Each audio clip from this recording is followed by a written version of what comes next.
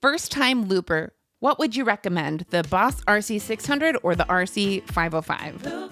First thing to know about the 600 and the 505 mk2, the internal computers in them, the brains of the pedals are exactly the same. How can they be the same? They actually look very different. Hypothetically, they could make the exact same sounds. The way that they look and the way that you use them is probably the hugest difference between them. Here's how I use these two pedals very differently. Loop station. The first one I got was the RC-600 because I had been working with the RC-300, its predecessor that was like 10 years old at that point. Sat on the floor just like the 300. It has these very accessible play stop buttons for your feet. Way superior to the 300 because it has pedal modes, so you could turn 3 tracks into 6 tracks. It has a much better sound quality, and it's customizable. So I reassigned what these buttons do. I've made videos on, some of the input effects and track effects that it has.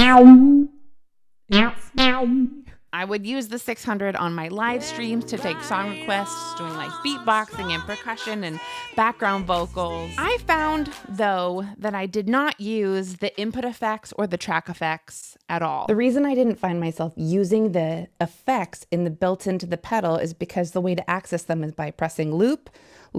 Here's the input effects, and you can edit them in there. And here's the track effects, and you edit them the same way. And then during a song, you access them by going to pedal mode 3 and turning them on with these same switches that you use for the loops. But to me, that was a lot of tap dancing, and it took my focus away from the audience, and so I just didn't end up using them. Sometimes I would set up an FS6 and just have them, but it was not part of my regular rig. And the big bonus to the 600 is it's made of metal, it's durable, and it's smaller and more compact. It has 3 stereo outputs and 2 stereo instrument inputs and 2 XLR inputs. So does the 505. And this allowed me to have multiple routing setups for my various shows. If you want to hear more on my routing preferences and how I run my rig for live streaming versus real life, let me know down in the comments if that's interesting to you. Loop station. Then Boss sent me the RC-505, and I wanted to see how I would like using it compared to the 600. A lot of differences right away. It's made of plastic, and it only has 5 tracks, whereas the 600 hypothetically has 6. It also has a lot more buttons. Look at all the more buttons that it has.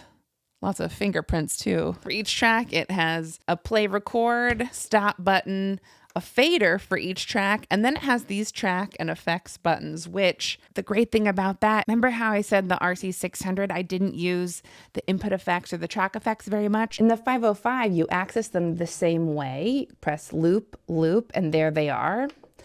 But the 505 doesn't have any pedal modes. It has so many buttons that you can access all of the input effects, boom, right there. All the track effects, boom, right there. And then whichever one you last hit, it turns purple, and that's the one that's affected by these E-effects knobs. How much of the effect you want. The tap tempo button is right here. The rhythm start stop is right here. So I really started using this for my live streams, and I started to like it. Needed a place on the table. I needed to make room. And when I play piano and guitar, there's limited space. And something I had to navigate was, how do I press all start, all stop at the same time if I need to play piano on the exact same downbeat? So what I did, I'll show you. I do use an FS6. I painted this one because it was sponsored by Navajo Strong nonprofit. So I use my FS6 to control the all start, all stop only. If I only want one track to come in, I'll just bring down the other faders. I'll press all start, all stop, and then I'll still only hear the track that I want to hear. Black velvet, if you please. Up in Memphis, the music like a heat wave.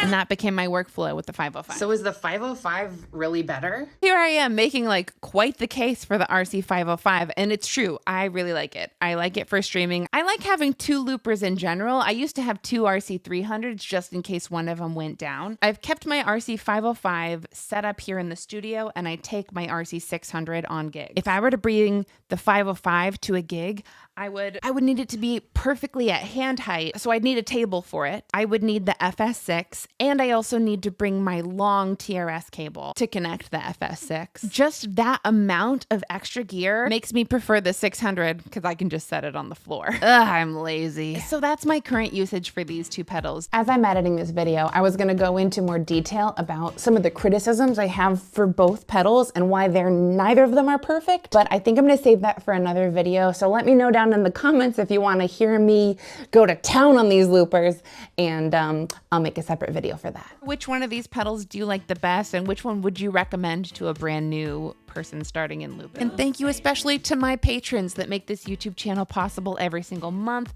They support my music. I deliver to them behind the scenes looks at my life as an independent musician and content creator. They get first looks at my new songs, my rough drafts, my voice memos. And as an independent musician, I really appreciate all the support. And look, they get credit in my YouTube videos. That's awesome. I'm Emily McVicker. Thank you so much for watching, and we'll see you on the next one. Leave me all your questions down below. Bye.